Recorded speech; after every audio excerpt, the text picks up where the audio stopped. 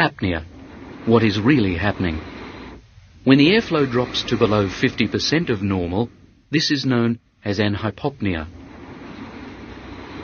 If you have SDB, the amount of flow limitation you experience, with or without snoring, varies continuously during the night.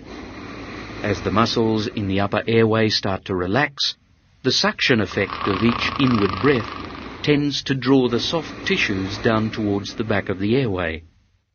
Over a series of breaths, the airway progressively narrows and the airflow decreases. There are times when airflow stops completely because the airway is blocked. This is known as an apnea. Air supply to the lungs is interrupted during an apnea. Our model shows obvious signs of an apnea event.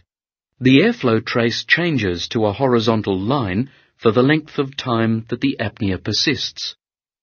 This demonstrates that there is absolutely no airflow, as our model struggles to get air through the collapsed airway. There is no noise at all, which is a particularly dramatic change if the apnea follows snoring. Our model has stopped breathing.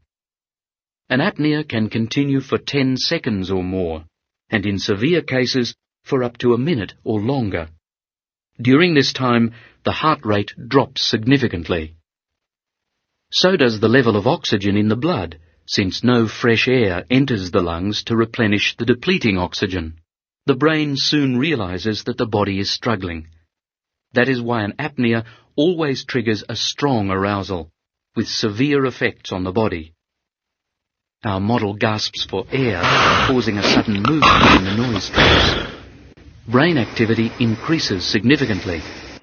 The heart rate after arousal is almost double what it was during the apnea. Our model's rapid breathing increases the airflow and the blood oxygen level begins to rise again. The tongue and soft palate quickly return to their normal position as the airway opens fully. The airflow curve returns to the normal bell shape. With every arousal, your body may move to another position in the bed. But you will probably not remember waking up, even if arousals occur hundreds of times each night. Your partner is likely to notice your apneas and arousals, mainly because, together with snoring, they are keeping him or her awake. Apnea arousal cycles produce significant stresses to your body. As you have seen, apneas cause depletion of oxygen supply to vital organs, including the brain. Arousals literally jolt the cardiovascular system. People with severe sleep-disordered breathing have poor quality of sleep. They may rarely experience the normal sequence of light and deep sleep stages which are necessary for healthy sleep. Generally, people who have SDB are often excessively sleepy during the day. They easily fall asleep at work, while driving a car, talking, reading, or watching television. Sleep deprivation can make them especially irritable.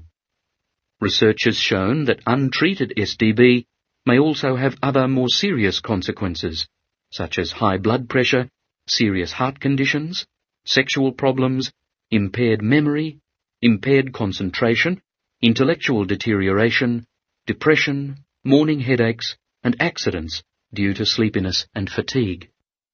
The good news is that it is possible to effectively treat SDB in order to get healthy sleep and enjoy a healthier life.